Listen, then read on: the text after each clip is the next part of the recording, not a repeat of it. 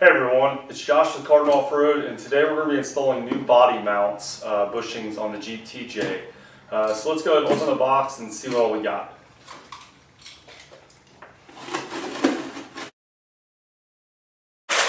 Alright, so with this kit, it came with every single bushing, also came with washers. Now I did not get the piece that the body mounts actually go over. They kind of go through here. Mine were perfectly fine. They're got a little surface rust, but I'll just clean those up and then prime them. So everything looks good. The reason I'm going to switch my body mounts, as you can see this one right here, these things are just worn out. And this will really improve the ride of the Jeep. So there's just nothing left of these body mount bushings. So as you can see, they're all cracked, dried out, and then they're also just coming apart. So with these new bushings, this is going to improve the ride quality dramatically, especially on the road. And if your bushings are looking like this, then it's probably a good idea to start changing these things out. And I mean, for 100 to 150 bucks, you get all this. That's not too bad to improve your ride quality. So let's go ahead and get started, and we'll go ahead and mount these things up. Okay, so before we start taking anything off the Jeep, I just kind of want to do a quick rundown of where your body mount bushings will be located. They're pretty easy to find. All you gotta do is find out where it's connected to the frame as far as the body goes, so it's pretty simple. The easiest way is start in the front and kind of work your way back, or start in the back, work your way forward. So here in the front, we have one directly in the center that hooks to the frame, and you have like a little cross member that goes across back there, and that's where it hooks to. Real easy to get to. Then you have two, one here and one in that corner. They mainly just stick up in there, and I'll show you those here in a minute. They don't bolt to the frame or anything like that. They're more or less stops, so the grill here is not riding on the frame. Working our way back, you're going to have one up in here, and you kind of see them right there, one there, and one there, and then you're also going to have one back here, kind of where the passenger seat is.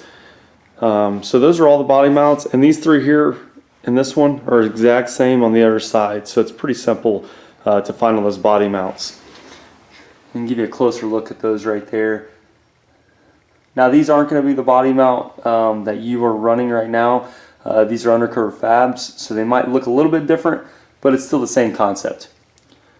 So let's go ahead and we'll start taking some bolts out. So what I'm going to do starting out is I'm going to start on the side here. I'm going to go down and I'm going to take every single bolt out down the side. Then I'm going to go to the other side and just loosen them. And the reason I want to do that is so this body does not shift at all. You want to make sure that you don't have all the bolts out at the same time.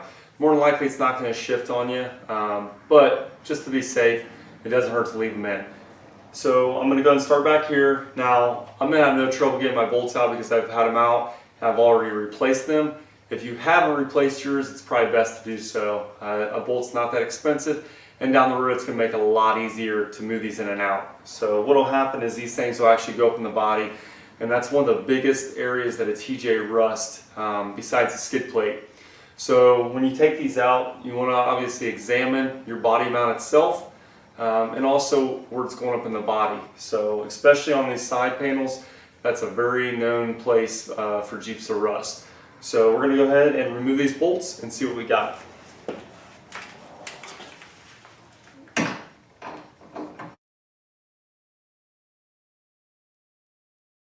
Okay, so I took all the bolts out on the passenger side and just left them down about an inch or so, maybe an inch and a half on the driver's side. And like I said, this will keep your body in line with your frame, so when you jack up the other side, you don't have to worry about it shifting on you.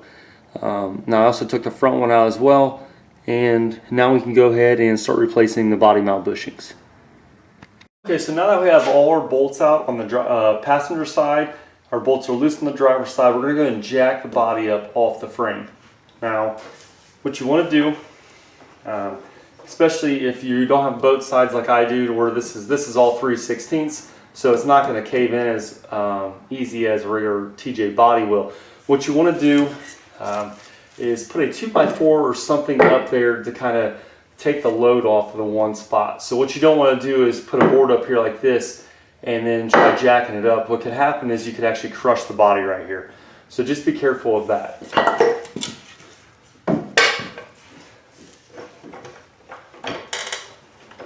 The other thing you want to keep in mind is when you're jacking this up, make sure your board is straight, and it doesn't hurt to kind of have it up against the frame like that. It's going to slide against it, and what it'll also do is kind of keep this board from moving around.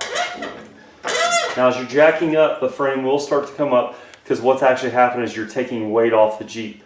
So, but eventually it should stop, and we'll see here in a minute. Now you want to make sure that you have all your bolts out, because if you don't, all that's going to happen is you're going to jack the whole entire Jeep up with the frame.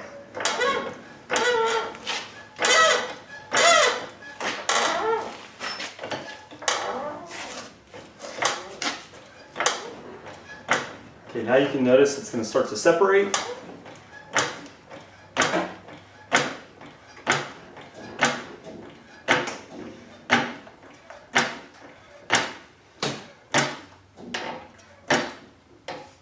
Okay, so now that we have that done, we're going to go ahead and pull this out. Maybe.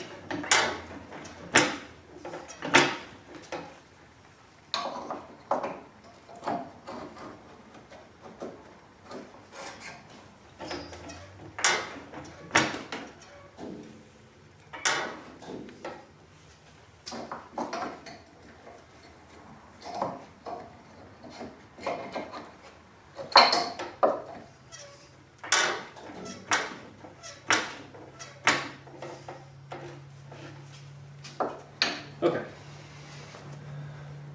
Yours might not take that long to do, depending on your Jeep and all that stuff and the suspension.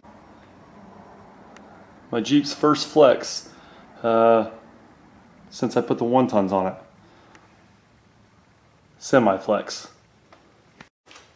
Okay, so I went ahead and laid all my body mounts out. I put them all together, so that way I just make it a little easier when I come over here. I know which one to grab, and I have the whole entire thing. So, and then these are the front ones. Get you a closer look here. So these are those little stoppers, or whatever you want to call them, I was talking about for the grill. So them will just stick up in the grill on the corners, and that's just kind of like a stop. Now when you insert these, they're not too bad. These might be a little easier because they're new. It's a little more stiffer.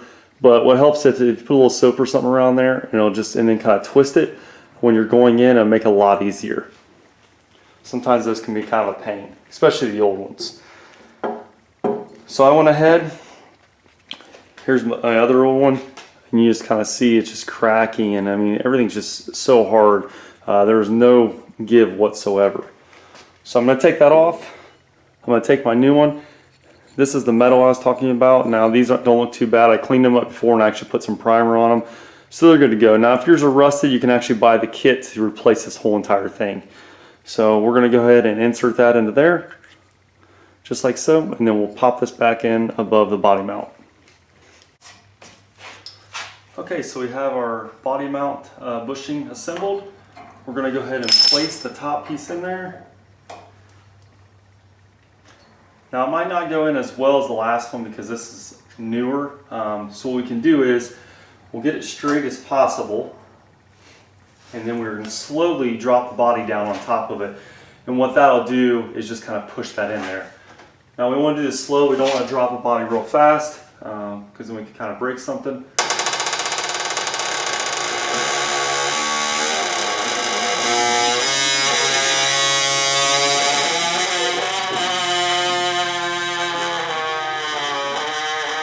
Just like so.